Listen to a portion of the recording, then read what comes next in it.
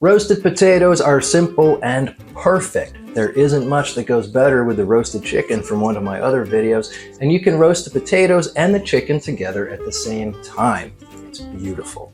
Step 1. Preheat your oven to 425 degrees, then grab your potatoes. Use what you have or use what you like. To me, Yukon Golds are the way to go, but I've had roasted russets that came out really well too. Roasted reds are classic. Baby potatoes are great. We're gonna make enough for a family of 4 to have as a side. Here I'm starting with about 1.5 pounds of fingerling potatoes.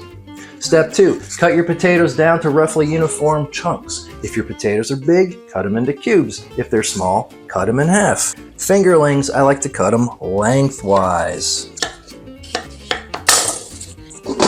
Then add a couple tablespoons of olive oil, a couple tablespoons of minced fresh garlic, a few teaspoons each of fresh rosemary, and fresh thyme. Optional but awesome. I like a couple of good shakes of smoked paprika. And finally, you want to add about a teaspoon of salt and a few grinds of black pepper. Toss all of this together. This is the fun way to do it, but if you don't want potatoes all over your kitchen floor the first few times, feel free to mix this up with a spoon. Dump the whole mess out onto a parchment or foil-lined rimmed baking sheet, or as I'm going to call it going forward, a sheet pan. This one here is called a half sheet, and it's perfect size for our 1.5 pounds of potatoes. Throw those bad boys into your preheated oven. Leave them there for at least half an hour and don't think about pulling them out until they have at least some color on them.